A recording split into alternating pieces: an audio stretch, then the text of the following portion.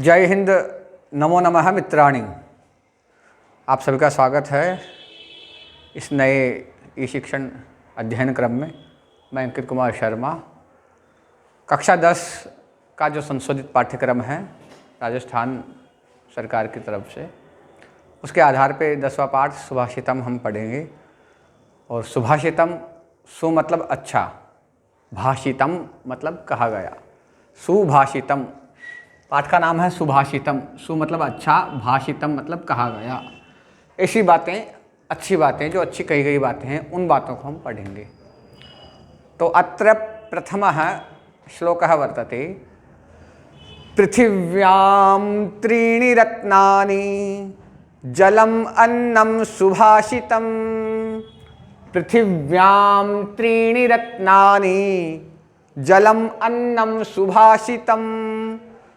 मूढ़ै पाषाणखण्डेषु रत्नसंज्ञा विधीयते। मूढ़ै पाषाणखण्डेषु रत्नसंज्ञा विधीयते। एतद् उच्चारणं वर्तते। ये उच्चारण है, हमको श्लोक कैसे गाना है, कैसे बोलना है। एतस्य अर्थं पश्यामः। पृथिव्यां, पृथ्वी पर, सप्तमी विभक्ति एक वचन। पृथिव्यां त्रीणि रत्नानि। त्रीणि, त्रीणि शब्द का अर्थ है तीन। जो त्रीणि शब्द है ये नपुंसक लिंग शब्द है। त्रयम, उसका बहुवचन में त्रीणि बनेगा। तो त्रीणि रत्नानि, रत्नम, रत्ने, रत्नानि। तो पृथ्वी में तीन रत्न हैं। ये जो रत्नानि हैं इसका ही विशेषण है त्रीणि। कितने रत्न हैं? तीन रत्न हैं। पृथिव्याम त्रीणि रत्नानि। कौन कौन से तीन रत्न हैं? जलम, अन्नम, सुभाषितम। पहला रत्न है जल, जलम। दूसरा है अन्न, अन्नम। और तीसरा है सुभाषितम, मतलब अच्छी बातें। तो पृथ्वी पर तीन रत्न हैं, जलम, अन्नम, सुभाषितम। आगे देखते हैं। मूढ़ैः पाषाणखण्डेषु। मूढ़ैः तृतीया बहुवचन। मूढ़ है, मूढ़ौ, मूढ़ाः, मूढ़म, मूढ़ौ, मूढ़ान, मूढ़ेन, मूढ़ाभ्यां, मूढ़ैः तृतीया बहुवचन पद है पुल्लिंग में। मूढ़ मतलब मूर्ख, मूर्ख लोगों के द्वारा। पाषाण खंडेषु। पाषाण खंड मतलब पाषाण कहते हैं पत्थर को। हमने जैसे हम जब सामाजिक विज्ञान पढ़ते हैं तो हम पढ़ते हैं पाषाण युग।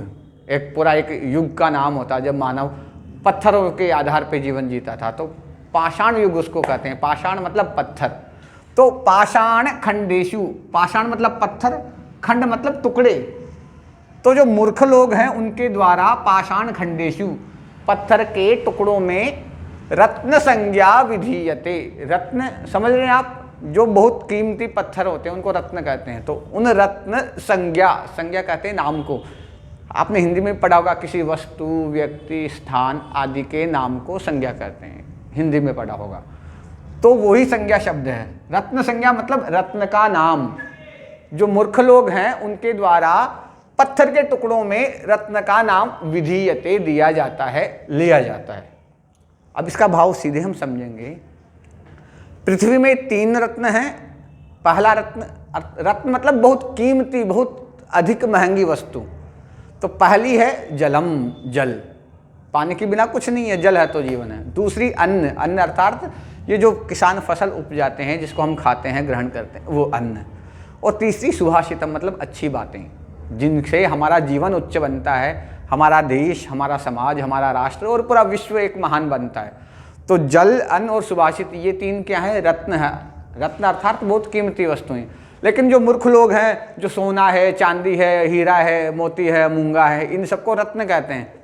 तो इन चीज़ों को रत्न कौन कहते हैं? मूढ़ैः, जो मूर्ख लोग हैं उनके द्वारा जो ये पत्थर के टुकड़े हैं इनमें रत्न संज्ञा, रत्नों का नाम बताया जाता है, या इन धातुओं को रत्न कहा जाता है। तो ये हमने पहला पद्य पढ़ा। अत्र द्वितीयं पद्यं वर्तते। प्रियवाक्य प्रदानेन सर्वे तुष्यन्ति जन्तवः। तस्मात् प्रियं हि वक्तव्यं वचने का दरिद्रता। प्रिय वाक्य प्रदानेन। प्रिय शब्द आप सभी ने सुना है। प्रिय मतलब अच्छा, बहुत बढ़िया, जो हमको अच्छा लगता है। और प्रिय वाक्य मतलब वो वाक्य जो हमको अच्छा लगता है। तो प्रिय वाक्य, तो उस प्रिय वाक्य के प्रदान करने पर, देने पर, लेने पर, आदान प्रदान करने पर। तो प्रिय वाक्य प्रदानेन सर्वे तुष्यन्ति जन्तवः। सर्वे मतलब सभी, सर्वे सभी, जन्तवः मतलब प्राणी, जन्तवः मतलब जंतु नहीं, जन्तवः मतलब जो जन्म लेते हैं। सभी प्राणी क्या होते हैं? तुष्यन्ति। संतुष्ट शब्द सुना है, संतुष्ट हो जाते हैं। तो संतुष्ट शब्द में तुष्य, आशुतोष किसका नाम है? भगवान शंकर का। आशु मतलब शीघ्र, तोष मतलब प्रसन्न हो जाने वाले। तो उस तोष शब्द से ही यहाँ पे तुष्यन्ति शब्द भी, तुष धातु से तुष्यन्ति शब्द भी बनता है। तो प्रिय वाक्य प्रदानेन सर्वे जन्तवः तुष्यन्ति। प्रिय वाक्य, अच्छे लगने वाले वाक्य बोलने से सभी प्राणी, इंसान भी, मानव भी और पशु भी प्रसन्न होते हैं। आप किसी पशु को बड़े प्यार से पुचकारते हैं, सहलाते हैं, तो वो कितना प्रसन्न होता है। तो यही बात यहाँ पे बता रहे हैं कि प्रिय वाक्य प्रदानेन सर्वे जन्तवः तुष्यन्ति। तस्मात्, पंचमी विभक्ति, इसलिए। तस्मात् प्रियम ही वक्तव्यम, इसलिए वक्तव्यम बोलना चाहिए। तव्यत प्रत्यय है। क्या बोलना चाहिए? तस्मात् प्रियम ही वक्तव्यम। प्रिय मतलब अच्छे लगने वाली बात, ही वक्तव्यम, अच्छे लगने वाली बात ही बोलनी चाहिए। क्यों बोलनी चाहिए? वचने का दरिद्रता। वचने मतलब वचन में, वाणी में, बोलने में। का मतलब कैसी, का मतलब कैसी। दरिद्रता, दरिद्रता मतलब गरीबी। जो व्यक्ति निर्धन होता है, जिसके पास धन नहीं होता है, तो धन किसी को दे नहीं पाता है, इसलिए वो क्या है? दरिद्र है, गरीब है। तो वचने का दरिद्रता, वाणी तो सभी के पास है, तो बोलने में कृपणता, कंजूसी क्यों दिखानी।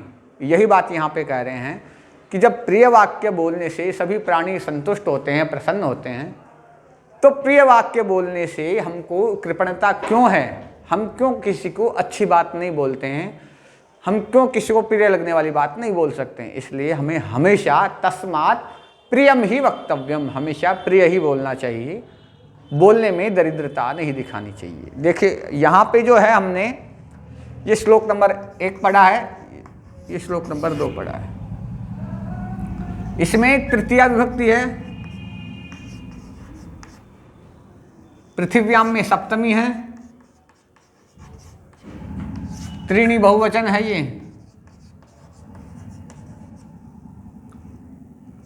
प्रथमा बहुवचन। ठीक है, रत्नानि भी सेम प्रथमा बहुवचन है। जलम अन्नम सुभाषितम प्रथमा विभक्ति एकवचनम है। पाषाण खंडेषु, ये देखिए यहाँ पे सप्तमी विभक्ति है। ठीक है, रत्न संज्ञा विधीयते, ये है धा धातु और लट लकार में है विधीयते। यहाँ पे प्रिय वाक्य प्रदानेन, ये तृतीय विभक्ति का शब्द, पूरा एक समस्त पद है, समास है ये। प्रियम यत वाक्यम तत् प्रिय वाक्यम, तस्य प्रिय वाक्यस्य प्रदानेन प्रिय वाक्य प्रदानेन, ऐसे इसका विग्रह होता है। तो यहाँ पे आप मुख्य मुख्य केवल विभक्तियाँ ध्यान रखें। यहाँ पे तृतीया एक वचन है, तृतीय एक वचनम, सर्वे, सर्वः, सर्वो, सर्वे, सर्व सर्वनाम शब्द है जिसका बहुवचन है, ये प्रथमा विभक्ति बहुवचनम। ठीक है, तुष्यन्ति लट लकार बहुवचन है, जन्तवः प्रथमा विभक्ति बहुवचनम है, तस्मात् पंचमी विभक्ति, ये बताया है अभी आपको मैंने। प्रियम नपुंसकलिंग शब्द है, प्रथमा विभक्ति एकवचनम। ही अव्यय पद है,